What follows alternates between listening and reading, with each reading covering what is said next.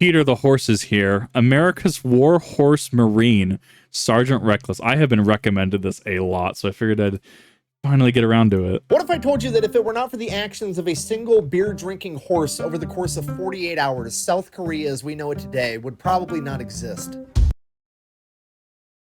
You can't just hit me with a sentence like that right off the bat. That's how you hook a video, chat. That's how you do that. Wow, okay. Today we're talking about the greatest war horse of all time, the highest ranking animal in Marine Corps history, and the hero of Outpost Vegas. Ladies and gentlemen, Sergeant Reckless. Huh. Horse. The horse is here? Like here? Oh, this is gonna be good. This is gonna be so good, it's not even funny. I need to understand the horse. Before we get too far in this video, we do have a sponsor for a couple of reasons. One, I got bills, just gonna be honest with you. Two, I gotta pay the editor. And three, in the case of this particular video, back in the day, it used to be a rule that whenever Sergeant Reckless did any type of publicity, whoever did it had to make a $1,000 donation to a Marine Corps charity, and I am gonna honor that since I'm making this video about her. Damn it, that's gonna be a hard one for me because I don't have the money to do that, but that's actually really fair though. So, what I can at the very least do is try to get as many people over to this video as possible. Because here's the thing, while I can react to things, I'm 100% aware of how much work and time and research is going to go into these videos. So please, if you find this video great, if you find this video entertaining, if you want the Fat Electrician to literally continue doing these videos, please, please, please go check out the Fat Electrician, because he really puts out a lot of great content. Currently, as of this video being recorded, he is currently sitting at 599,000 subscribers. He's almost 600K. I know he can pass a mil. So I want to do everything I can because of the circles that I float in that he's not necessarily circling. And please, please, please go check out the Fat Electrician. You know, he does a lot of great content. He covers a lot of service member stories that I don't see a lot of other creators doing. He, you know, does it in a way that is very unique, very entertaining, very engaging. I can't highly recommend him enough. That being said, this video is brought to you by Raid VPN. Nice. Wait, no. Nord Shadow Legends. No. Nord VPN, that's the one. Nice. Full disclosure, I tried to make a funny skit ad for this video where like me and my wife were both in bed, and instead of using a condom, I used Nord VPN, and then I accidentally put a condom on my phone, but my skit failed miserably. Okay, get out of here. The absolute legend. Oh my god. This is perfect. I absolutely love the entire idea of this skit. That is right up internet historians' alley. Oh my god, that is just, even hearing about this was perfect. Okay, it's fine. It's fine. It's fine. If I used NordVPN, my dog wouldn't have been able to find me because I'd be in Singapore, actually. NordVPN. Your dog can find you, but your internet service provider can't. I love everything about this. It's so good. Okay, so believe it or not. Wait, what was the meme? What was the motivational meme? Or I guess the demotivational meme? Hold up. I need to read that. My fat head's blocking it. NordVPN. We can't protect you from situations like this, but we can protect you from intrusive internet surveillance and censorship. Oh my god. Oh, this is perfect already. This is solid. I want this video to be over 1 million views. Okay, so believe it or Like not, his I actually video, do use the original. NordVPN in real life, but I use it for a different reason than any other talking point you've ever heard in a Nord ad ever, so I'm just gonna go ahead and show you guys that today. All right, so let's say I wanna start working on a new video, so I hop over to Google to find some sources. We pull up Google, and let's see what we come up with. Let's say I wanna do a video on Aimo Koivunen, the Finnish guy that took a bunch of Pervidin. Google that, here's what pops up. I've got a Wikipedia page, and then a bunch of websites that just regurgitate the same article over and over and over again. Now, I know that Aimo is from Finland, so if I hop over to NordVPN and I actually change my location from America to Finland, my god, hopefully, since it's his native language, it'll give me some better sources. 2 seconds later, I'm now connected to Finland, and as far as anybody on the internet's concerned, I am a Finnish guy in Finland browsing the web. Now, we just go back and I hit refresh, and as you can see, I have a bunch of different sources all about Aimo Koivunen. So we're just gonna pick one, then I go up here, I hit translate, and now I have a new source of information for my video on Aimo that I never would have been able to find were it not for NordVPN. I think that's so strange. That is so strange that we just have internet restricted access like that, because it really does come down to information being withheld from certain areas, and that's so strange to me. I mean, even just growing up in the U.S. education system, as meme as it is, don't get me wrong, the Badger Among Us video does that great justice with AP English. God, it's so funny. I mean, it's one of those things like, yeah, you're going to cite your sources and you have to find your original sources, but if the original sources aren't available because of VPN lock, that's so strange. But actually, this opens up, I'll have to ask a teacher friend about this. If you cannot find the original source because it's locked behind restrictions of the net, but using a VPN you could access that source and it is a true primary source, would it count or not in a works cited page? I'm very curious the answer to that, and I'm gonna have to ask somebody this now. It has a bunch of other use cases on top of that, so if you wanted to check it out for yourself, you can go to nordvpn.com/thefatelectrician. Now let's get back to this video. Our story takes place during the Korean War, which is kind of an issue because most people know absolutely nothing about the Korean War, and it's kind of important for context. So we're going to do a real quick and dirty oversimplification of the entire thing. Super casual, 60 seconds. We're going to learn more about the Korean War than most people do in their entire K-12 education. Go ahead. God, you know, I'm glad that, once again, I'm glad that Fat Electrician does this because, like, let's put it this way. I didn't remember the triple entente until a few months ago when my teacher buddy had to explain. You realize the triple entente was one of the, like, yes, we had Archduke Ferdinand and the incident there, right? But the reason that Archduke Ferdinand was just the spark to light the tinder was because of the triple entente in politics at the time during World War I.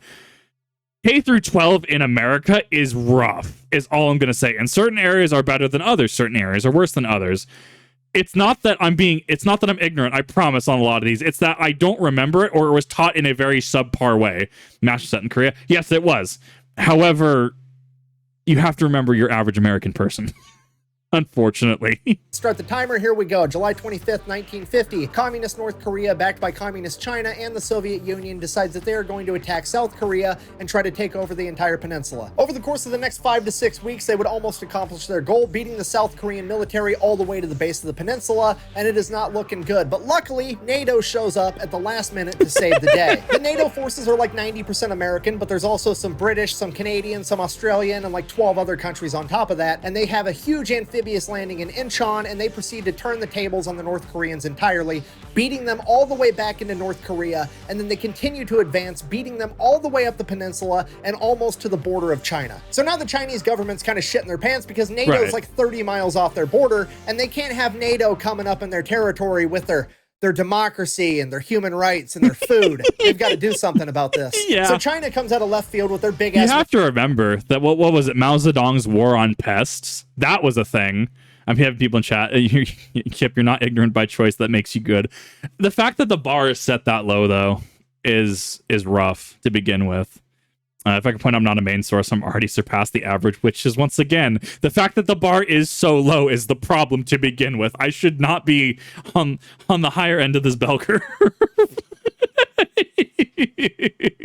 But yeah, no, that's fair. This is a very good simplification. Military joins the fight, takes NATO completely by surprise, beats them all the way back down the peninsula to pretty much the original North and South Korean border. Which is going to be the demilitarized zone, right? This is where our story begins. I'm not trying to brag, but that was under 60 seconds, and I got a Lord of the Rings reference in there. I'm having a really good day. Okay, no, that was solid. No, I mean, that in itself, if you haven't subbed to him, deserves a sub. We're on the same page. October 1952. Here's what the front line looks like. Each one of those triangles represents a hill, and on top of those hills is a bunch of NATO troops. Basically, at this point in time, NATO is now just trying to hold this line long enough to force the communists to sign a peace treaty and preserve South Korea, because, as it turns out, this long string of hills is almost the exact same border that South Korea was before. So if they can utilize these hills to hold the high ground, maybe they can get this accomplished. Why do they want to hold the high ground? Well, because the high ground's awesome, isn't it, Anakin?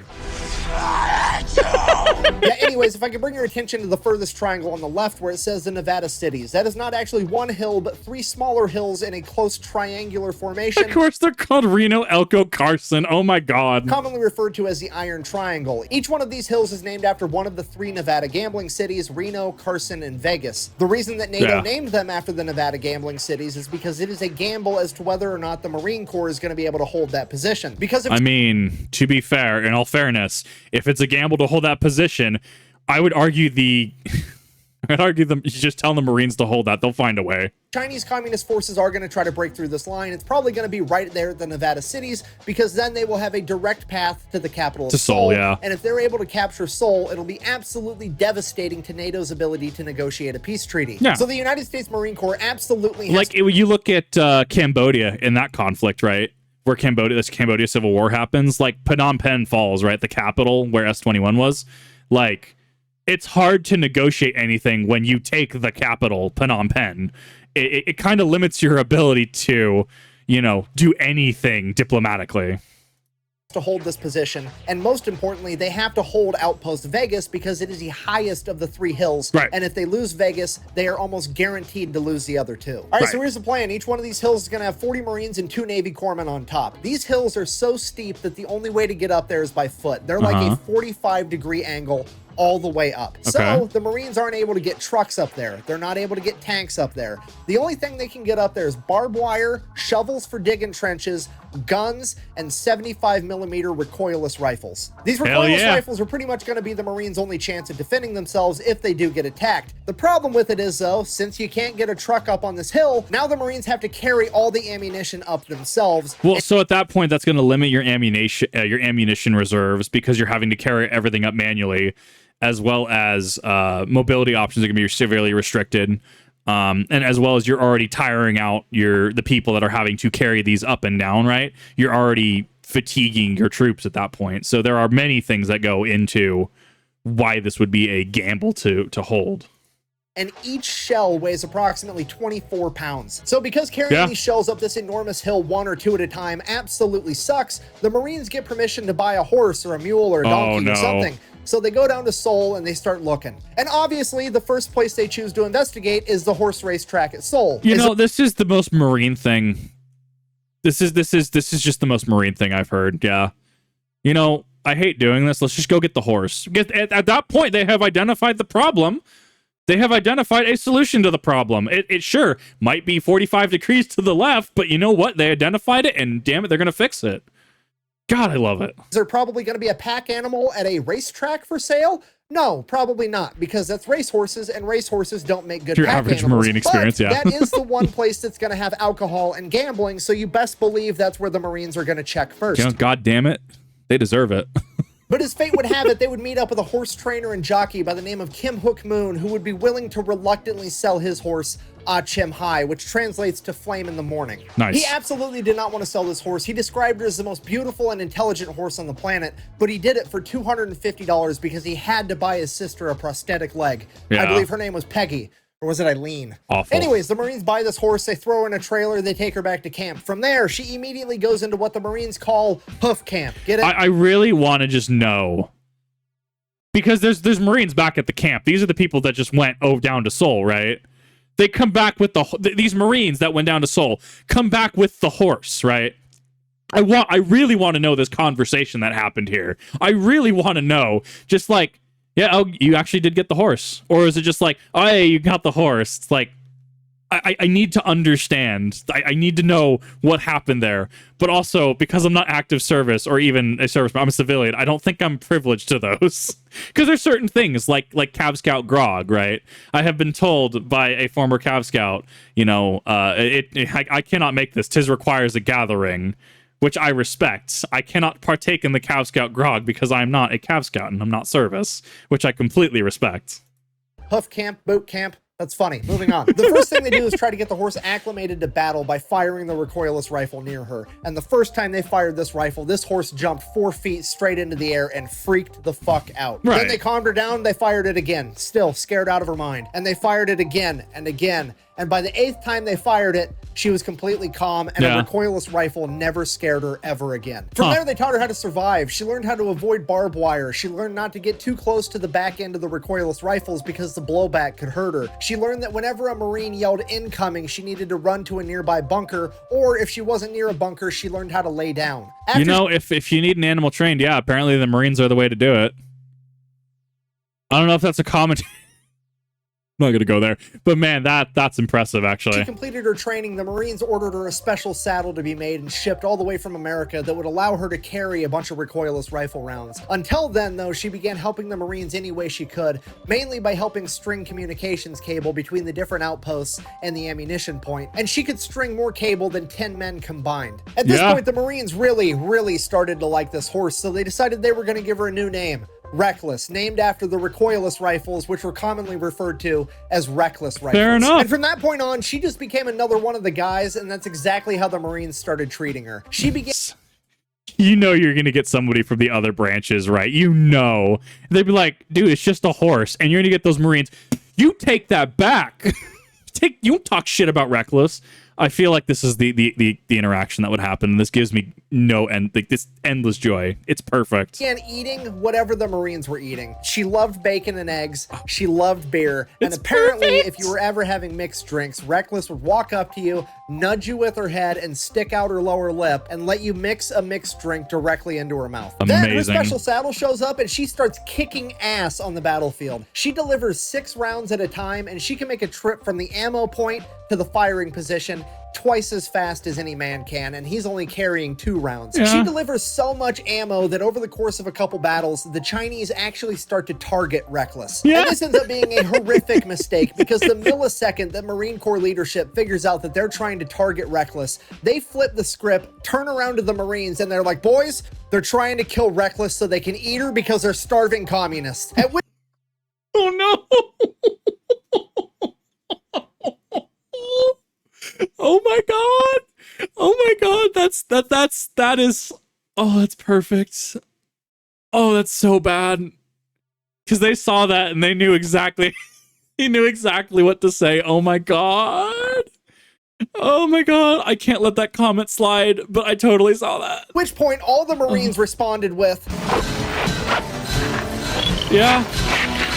okay, the Marines are absolutely furious. This is worse than fucking with Doc. We've got multiple Docs. We've only got one Reckless. We can't allow this to happen. And the Marines begin fighting that much harder. Right. And they have more ammo to fight even harder with, because Reckless is right there with them, bearing ammo the entire time. From this point on, they begin dominating every skirmish that they take part in. At one point, they're working adjacent to the Australian military, and the Australians are so blown away by Reckless that they come up to meet her after the skirmish, and they actually give her one of their campaign hats as a reward for being such a badass on the battlefield. That's legendary. Reckless and the Marines fight and hold the line for the next 5 months, and by March of 1953, peace talks between North and South Korea are well underway, and it's beginning to finally look like this war might come to a peaceful resolution. But on March 26th, Chinese forces would launch a major offensive trying to break through the line at the Nevada cities with 4,000 men. For the next 4 days, the Marine Corps and the Chinese fight over these hills. The Chinese take the hill, the Marines take it back. The Chinese take the hill, the Marines take it back. Eventually, it got to the point where nobody could hold the top of the hill, and you just had the Chinese on one slope of the hill and the Marines on the other. They said, That's wild. That is a grueling conflict. That is such a tug of war. Like I've only experienced game versions of that, right? Where what was it, Conquest and Battlefront 2, right? Where you go from like Geonosis up to one ship, and you can go back to Geonosis and go to get pushed back to your own ship, that kind of thing, right? Like I can't imagine how grueling that is in like an actual conflict. That sounds like that's rough. But you know what? Marines are gonna get it done. there was so much artillery flying in both directions for the entirety of 4 days that the sound of individual explosions gave way to what seemed like a constant and consistent roar. For 4 days, they were completely unable to verbally communicate, and they could only talk to each other via hand signals. And because of all this noise, the Marine Corps forward observers weren't able to effectively communicate with the Marine Corps artillery and mortars, meaning that the artillery and mortars were just firing blindly into the general vicinity of where the enemy should be. Right. Meaning that the only effective fire the Marine Corps has in this fight is coming from the recoilless rifles, because they don't require a forward observer and they don't require communication. The men with the recoilless rifles are the ones spotting the enemy and firing the gun. The recoilless rifles are now the key to winning this battle, and they... Right, which means that more ammo for them will directly impact their success rate. Absolutely have to stay up and running, and they have to get this ammunition up to these hills to fight back. The problem is the ammo point is 750 yards away from the firing position, up a 45-degree angle hill that is constantly being pounded with enemy artillery fire while it's also covered with smoke and white phosphorus. Right. But that doesn't change the fact that the ammunition has to get there. So they load 8 rounds into Reckless's pack and they send her up the hill. And the men at the ammunition depot know that it's probably the last time they're ever going to see her again because they've just sent her off to her death. But despite that, she somehow makes it to the firing position. The Marines there unload the ammo and stick a wounded Marine on her back as they send her back down the hill, also feeling as though they're sending her to her death, and it's the last time they're ever going to see their favorite horse. But they're wrong. Over and over and over again, they're wrong, because every 20 minutes like clockwork, Reckless is back at the firing position, bringing more ammunition, and then she's back at the ammunition depot, dropping off wounded Marines. I mean, this is really one of those stories. So you see a lot in fiction, right? And it's a really bad fiction trope of, like, you see the one person and they take down an entire army, where actual warfare is more conflicts, right? They're more team-based and tactic-oriented, and you have to rely on your squad around you and your teammates. It's like I'm playing a game. But like original Gundam, right? You know, you have Xeon, they're relying on multiple Zakus, and they're relying on tactics, you know. Yes, you have the Federation mobile suit, but it's not like, you know, you have this new type mobile suit that's necessarily, you know, taking out an entire platoon, right? Right. This is one of those exceptions where this singular horse actually changed the course of an actual conflict. This horse is just built different.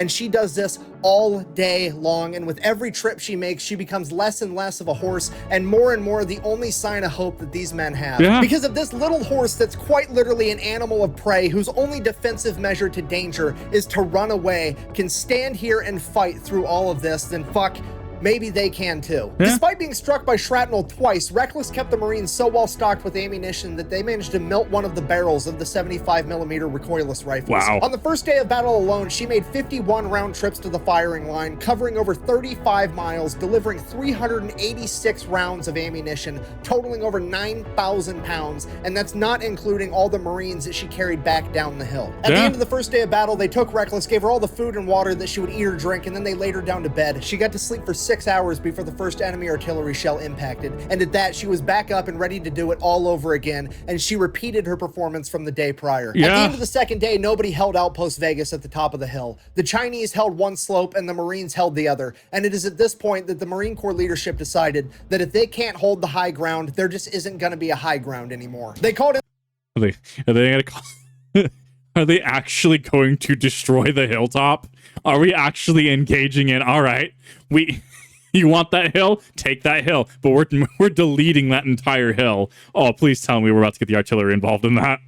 In the Marine Air Wing, and on the morning of the third day of battle, the Marine Corps dropped 28 tons of ordnance on top of the hill, completely leveling every defensive structure and anything else that was up there. By the end of the third day, the Marines had taken the top of the hill where Outpost Vegas used to be, but then they saw that the Chinese were falling back into a ravine and they were going to go around the hill entirely. This is absolutely terrible because there aren't enough Marines on Outpost Vegas, Carson, and Reno combined to be able to go down there and stop the Chinese. If they're going to stand any chance in a fight, they have to have the high ground, so they absolutely cannot give it up. The problem is, on the back side of the hill that Outpost Vegas is on, is where the ammunition depot is, as well as a mess tent that's been converted into an aid station with over 200 wounded Marines, and there's nothing that the Marines on top of the outpost can do to stop them. Then the Marines at Outpost Carson get an idea. And I mean, because I have comments still on the Wake Island incident where Kip, you know, they can only do so much. Like, I'm aware.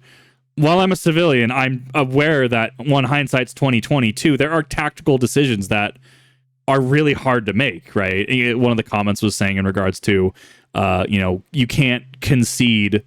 You know, if you try to bring people over to Wake Island, you could compromise the entire fleet, if not the entire Pacific Theater. Totally get it. That was being spoken from a strictly moral standpoint. However, I'm not in the ability to make those decisions, nor necessarily should I. don't have the qualifications. I'm also not active military. In a situation like this, you know, they can't concede the high grounds here. They can't. That is if they concede it, it will become worse. I'm aware of that. So I can look at that, you know, they need, you know, well, they have to protect the ammo depot, they have to protect the aid tent / mess hall. They just logistically cannot. So just wanted to I'm aware of certain decisions that are made, whether I agree with them or don't agree with them. There are certain things that the military has to stick to because it could damage the entire offensive, even if it's, you know, you win a battle but lose the war, so to speak.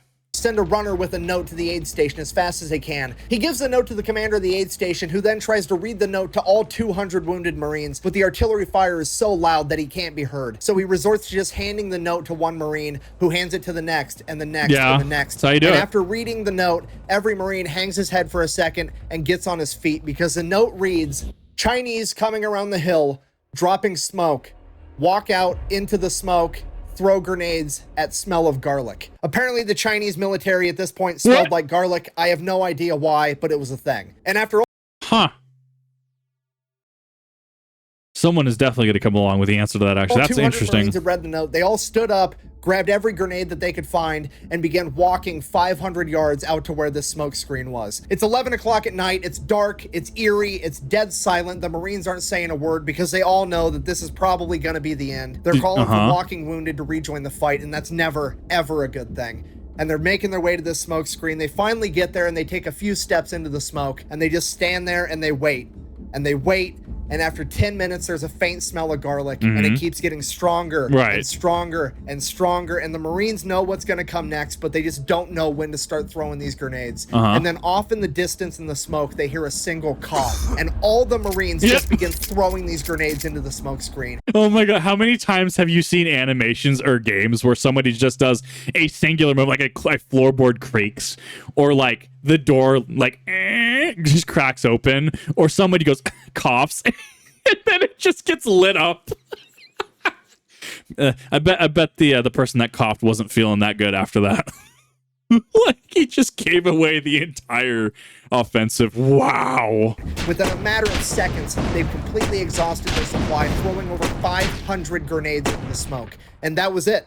There was nothing left to do but stand there and wait for the enemy to come and get them. So that's what they did. They stood there and they waited and they waited, and the smell of garlic got a little bit fainter and a little bit fainter. Retreated. And finally the Marines are like, fuck it, I'm going to bed. So they walked back to the aid station, went to bed, woke up the next morning, and holy shit, the enemy artillery had completely stopped and the battle was over. They would later find out that the Chinese suffered over 4,000 casualties trying to break through the Marine line. And after the incident at 11 o'clock at night with the smoke screen and the aid station, they simply could not afford to lose any more men and were forced to retreat. So they just don't have the manpower at that point. They have effectively, what is it? Because there's acceptable losses and then there's not acceptable losses, right?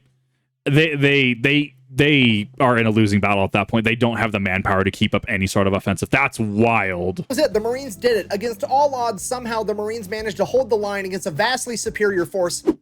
Larger force, not superior force. Very important detail. Preventing the enemy from retaking Seoul, giving NATO the political leverage they needed to negotiate peace talks, and establishing and preserving the South Korea that we know today. And arguably, it's all because of a single horse that absolutely refused to give up on her fellow Marines. Please tell me the horse is actually an E6 by rank. Please tell me. Because of this, Reckless is declared the hero of Outpost Vegas, and she is awarded the rank of corporal in the United States Marine Corps. Oh my God, that's perfect. That's so perfect. Shortly after the battle, the Marines get rotated out by a brigade from the Turkish military, and the Marines finally get some much-deserved R&R. After that, the war's really starting to wind down, so the Marines are going to pack up all their shit. They're going to board a Navy LST, which is basically an amphibious landing ship. That ship's going to take them all the way to Incheon, and then from there, they're just going to kind of hang out for a while and wait for the peace treaty to get signed. But since they're boarding a Navy vessel, they have to come up with a manifest of all the supplies, how many guys they got, all the equipment, how much the horse is on the manifest, everything weighs, yada, yada, yada. On the manifest, they write down one horse, Reckless, corporal type. The manifest makes its way to the captain of the LST. He's supposed to sign off on everything. He sees horse and he's like, what the fuck? The Marines are it comes across as this horse. probably just messing with me. They're not actually bringing a horse on my ship. It's oh my God, they actually have a horse. And he just has to, he just like shakes his head for a second, like, yeah, no, I don't know what to expect. Probably just like a pallet of beer, and they wanted to let me know to account for the weight. It's fine. He signs off on the manifest, sends it back. It's all good. Fast forward a couple of weeks, the Marines start loading all their stuff up on the boat. Then they go to bring Corporal Reckless up onto the ship, and the captain is like, whoa. Are we just going to actually write off the fact that the captain thought that it was beer they were trying to declare as a horse and account for the sheer weight of beer they were bringing on? We're just going to gloss over that point, as this is just expectation at this point. Whoa, absolutely not. You're not bringing a horse on my ship. I've had the cleanest ship in the Navy for 2 years running, and this horse is going to ruin that. To which the Marines are like, Bro, you signed the manifest. You signed the manifest? This is happening. Get over it. One thing leads to another. Corporal Reckless gets on that ship. Once they get Reckless, all the equipment and all the Marines on board, the ship takes off, and all the Navy members are kind of making fun of Reckless and the Marines because it's not normal for Marines to care this much about an animal, and they're not treating Reckless with the respect that she deserves.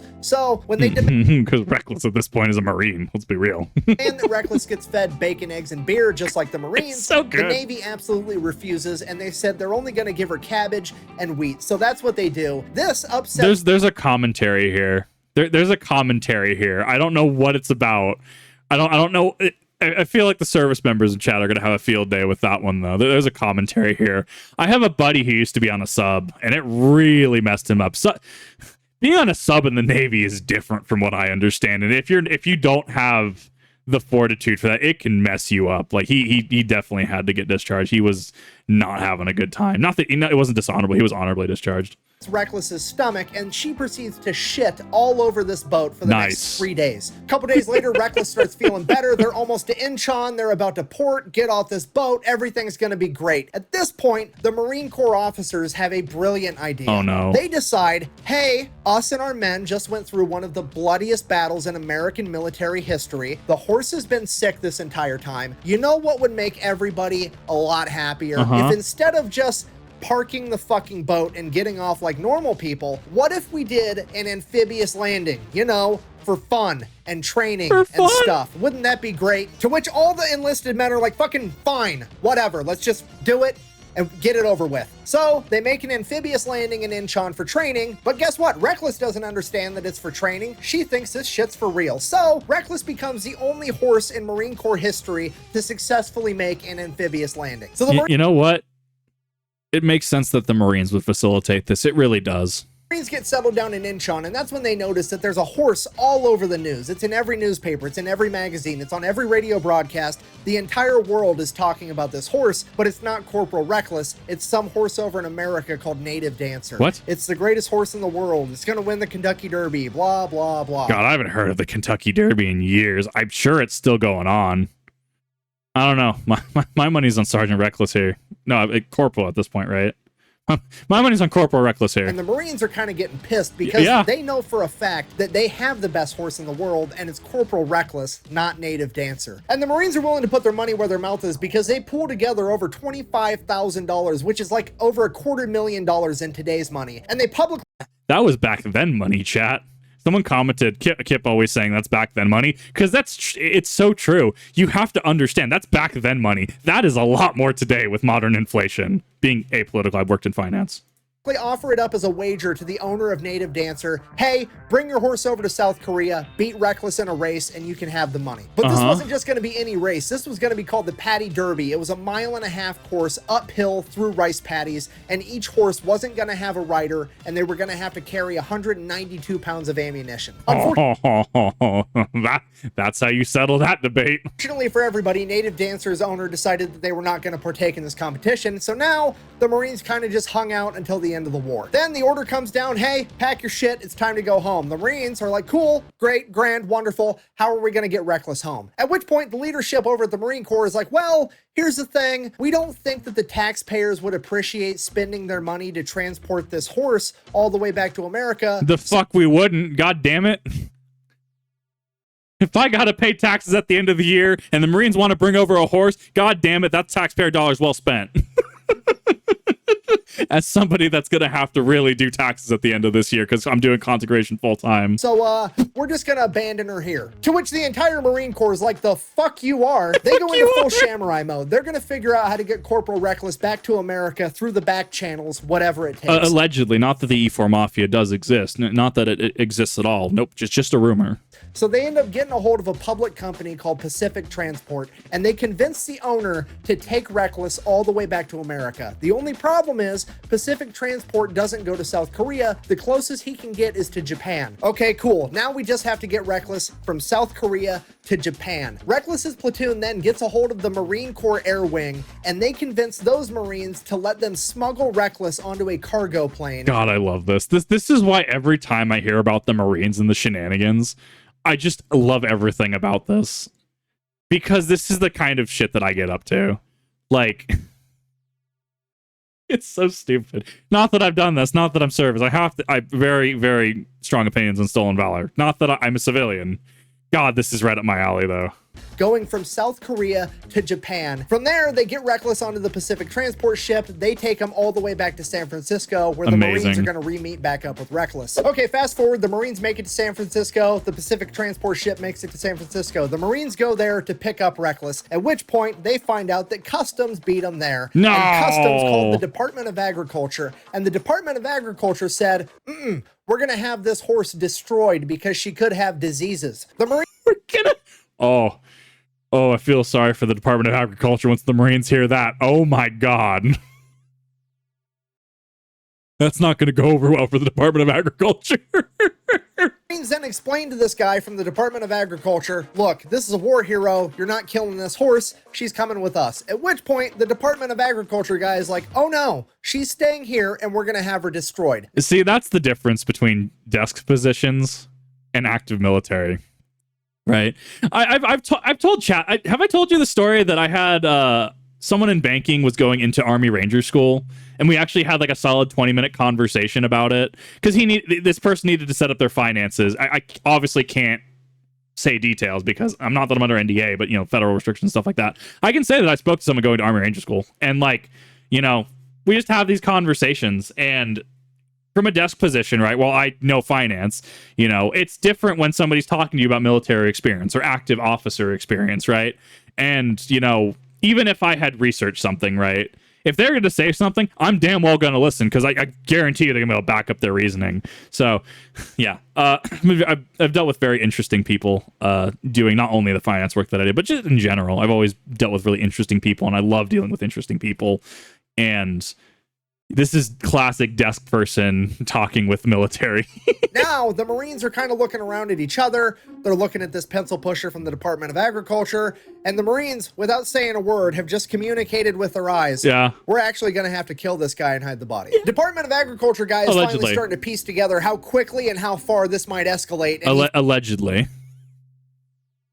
Allegedly this would happen, but it would definitely would not be the Marine Corps. Definitely would not be that platoon that did it. Nope. Finally comes to his senses and he's like, okay, look, maybe, just maybe, I'll take a blood sample, I'll take it to the lab, and if she doesn't have any diseases, we'll release her. To which the Marines are like, that's a solid call. So the guy takes that's a solid. Yeah, no, that makes sense, Captain. Takes a blood sample, says it'll take me about a week to get the results. Go ahead and just leave the horse here. You guys can head out. At which the Marines said, nah. We're going to stay with the horse. Yeah. And the agriculture guy is like, that's not necessary. And the Marines are like, oh, yeah, it is. Because of this. Oh, no, that's not necessary. Literally the Marines. Oh, it is necessary. God. It's so good. This poor worker, he started this. Don't get me wrong. He started this, and he's probably just doing his job. Man, he has definitely said the wrong things. At this point, the Marines have come to the conclusion that the communists were trying to kill Reckless for food, and American bureaucracy is trying to kill Reckless just for fun, and they cannot let her out of their sight ever again. Yeah. So, agriculture guy gets a blood sample. He leaves. The Marines hang out with the horse for a little while, and they're like, oh, hey. There was a Marine Corps ball tonight. Reckless is a Marine. Let's go. Then they smuggled Reckless out of the ship. Then they smuggle an entire horse out of a ship. Like, you just have to understand, chat. Because I'm in Idaho. I see horses on occasion. I actually went to middle school next to horses. Like, horses are not small animals. They're really not. They are big animals. I see people in chat just going easy. Like, yeah, you should have called in sick that month. Yeah. Just the fact that they could smuggle an entire horse, just like payday styling this, just like stealing the vault from Shadow Raid, right? Like, I just... What the... I understand, but simultaneously do not understand, and I have immense respect for this. If I want something smuggled, allegedly, cool, no Marines, got it, allegedly. Not that I'm saying you should do this. Smuggled her out of the port. Then, somehow, they got her all the way across San Francisco, into the building, up the freight elevator, and they made it to the Marine Corps ball. Reckless walks in, and she has just given every Marine in that room the excuse they were looking for to get absolutely hammered. Yeah. Everybody's drinking beer, eating cake, including Corporal Reckless, and Reckless is also eating all the flour flower decorations. It's a great time. Everybody wakes up the next morning, super hungover. They all go out, they get breakfast, bacon, eggs, give some to Reckless. Now, here's the problem. They kind of have smuggled this horse out and they don't know what to do with it. They also can't let the government find out where the horse is because the government is actively trying to destroy her for no reason. Then once Reckless gets to Camp Pendleton, the American public finds out that Reckless made it home and everybody's super pumped. They want to know all about it. The news is getting involved. America's celebrating because fucking America's warhorse made it home. This is awesome. Yeah. At which point the high-ranking Marine officers that were going to abandon her are like, holy shit. Wow. What a great idea. You guys smuggled her all the way here, and we're just going to take credit for it because this story is so good. It's perfect. this is going really well for us. We had no idea that the American public would be okay with us doing the right thing and bringing a war hero home.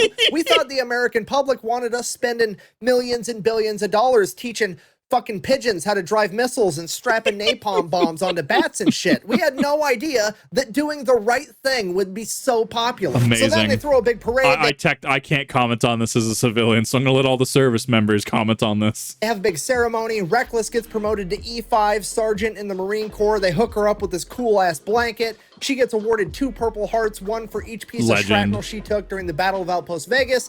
It's a huge deal. She starts doing commercials, endorsements. The rule with that was she doesn't work for free. She's willing to do charity events for free. Anything else, if somebody wanted her to endorse a product, it had to be a product she actually liked. If it was food, it better be food she liked. If it was a drink, it better be a drink that she liked drinking. Otherwise, she wasn't going to do it. And those companies had to pay $1,000 for the privilege of working with Sergeant Reckless, and that money went to a charity for the Marine Corps. And honestly, I think that's completely fair.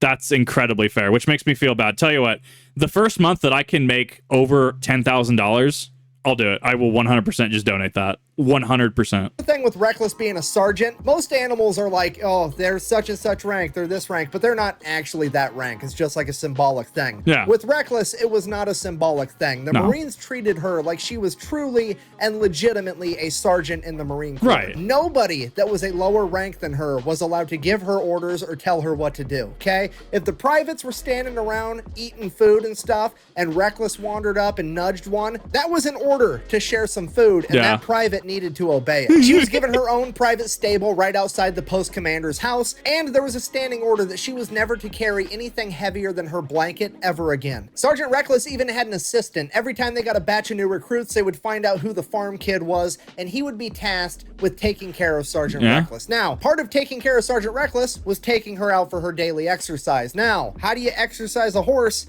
if you can't ride a horse because there's a standing order that she can't carry anything heavier than her blanket, and even if she could, you wouldn't be allowed to ride her because she's a higher rank than you. Right. I have no idea. Neither did the Marine Corps, so they told this private, fucking figure it out. Oh my God. Chat. Is this going to be the stupid ice mix thing? Oh God. You know, when you're working food service, you get that new guy in. Hey, I need you to go find some ice mix for me. I need you to go to the restaurants around us. We're out of it. I need you to go find some ice mix. Oh my God. Is this the one? Is this the hazing ritual? Is this a form of this? I'm sure that 10-mile run. I mean, yeah, you could. I mean, you tell that private to go run alongside the horse. Yes, keep up with the horse. God, there's so many ways this could go. So this kid just had to start running next to Reckless 5 miles a day. Yep, no, it's perfect. Yeah, it just went for a run. My second option, yeah. Every day. And this pattern carried on. Every time a new kid came, he just started running 5 miles a day with Reckless, and it became a running joke. Jesus Christ, literally a running joke that whoever was taking care of Reckless was the most in-shape Marine in the Marine Corps. After a little while, the PR started to die down, but the high-ranking officers in the Marine Corps didn't want that to happen because having the Marine Corps in the headlines all the time was really good. So they concocted a plan to stay in the headlines even longer. They were going to get some badass, thoroughbred, Kentucky Derby winning racehorse in here to have a kid with Sergeant Reckless. So that's exactly what they do. They find the thoroughbred horse they're going to breed her with. They hire this PR firm getting ready for all the news and publicity and blah, blah, blah. And then in true military fashion, the officers then proceed to not tell anybody that they fucking should. You know, like the private that's in charge of taking care of Sergeant Reckless. So from his perspective, one day he gets an order, seemingly for no fucking reason, to take Sergeant Reckless over to the normal horse stables, which never, ever happens, and stick her into an empty pen. pen. So that's what he does. And he's like, okay, cool. I'm gonna like go get lunch now or take a shit or whatever. So he leaves for a minute, and one of the other Marines comes by and then sticks just your normal garden variety Marine bucking horse in the same pen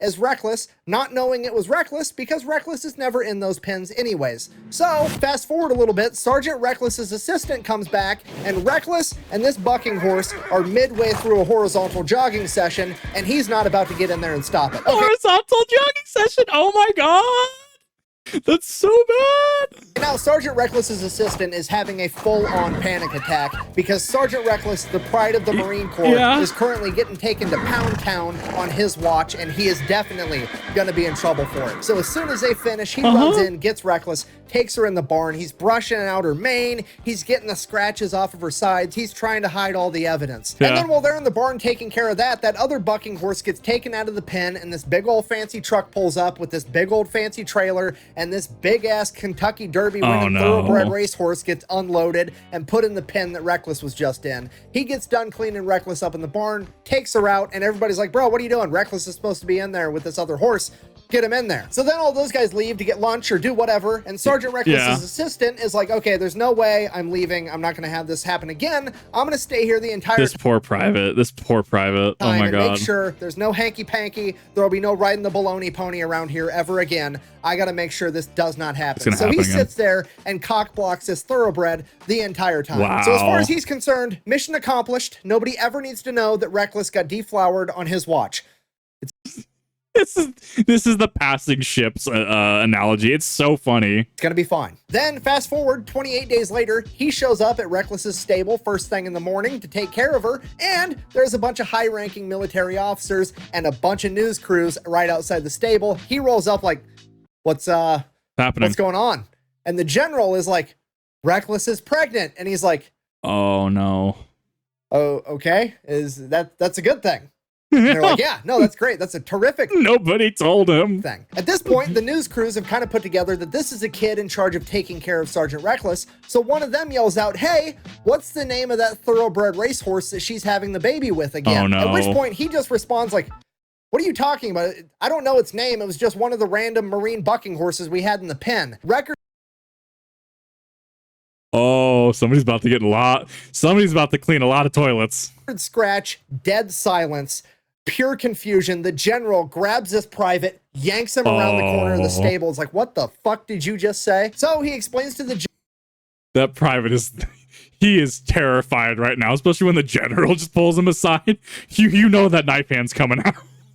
Oh no. General everything that happened, and the general is like, you idiot, Reckless was supposed to sleep with that big ass thoroughbred racehorse. To which he's like, well, somebody should have told me that. I don't know what to tell you. So now the plan respectfully, sir, I wasn't told. Is officially ruined. The news crews leave, and the PR firm has to figure out how to piece this thing back together. And the plan they come up with is to get a big ass sign and put it up on the hill by Camp Pendleton, and the sign simply says, it's a ... Yeah, if you're not picking up what I'm putting down, and the plot twist that absolutely nobody saw coming, the United States Marine Corps is actually responsible for inventing gender reveals. And that's how they still managed to generate a bunch of hype for Sergeant Reckless's kid, getting the entire world to speculate as to whether or not it was going to be a boy or a girl. Amazing. The pregnancy goes great. She goes on to give birth to a colt, aka a boy. They go out, write boy in big blue letters on their sign, and then the Marines throw a big ass party because they're amped. Unwittingly throwing the world's first ever gender reveal party, which I'm gonna hold against the Marine Corps forever. But now everybody wants to know, what are we gonna name this young colt? So the high-ranking Marine officer, please don't tell me it's gonna be 45 or anything. Step in again, and they're like, I have another great PR idea. Let's have a competition where all the Marines can submit their ideas for names. Who's screening that? Oh my god, who's screening that though? Pick the best one, and that guy can win a week of leave.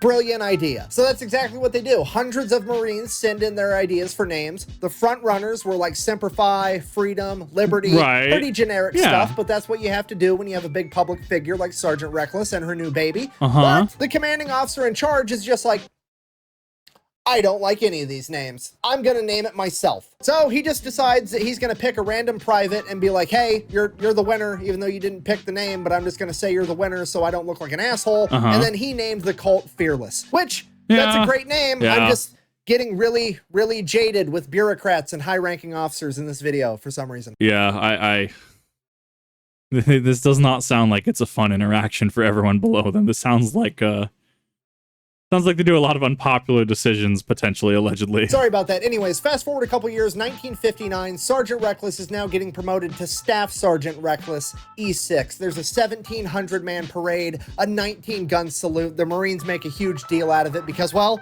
Reckless deserves it. So Yeah. that's what they do. And in the crowd that day was none other than the new Private Fearless of the United States Marine Corps, which I thought was pretty cool. Later that year, she would give birth to another boy named Dauntless, and then a couple years after that, she would give birth to yet another boy named Chesty, named after Chesty Puller, the most decorated Marine of all time. Legend. And as rumor has it, the last Marine to ever ride Reckless. From there, Sergeant Reckless would retire and spend the rest of her life living on Camp Pendleton as the highly regarded, highly respected war hero that she was before passing away in 1968. So in conclusion, this has been the story of Sergeant Reckless, the hero of Outpost Vegas, America's greatest warhorse, the four-legged Marine that fought during the Korean War, which is commonly referred to as the Forgotten War. But as is the case with most of us, it's not that we forgot it, it's that we were never taught about it in the first place. So if you made it this far in the video, No, we were not. I really hope that you learned something. If you wanted to support the channel, best way to do that is go check out thefatelectrician.com. We got merch, I got a Patreon with deleted scenes.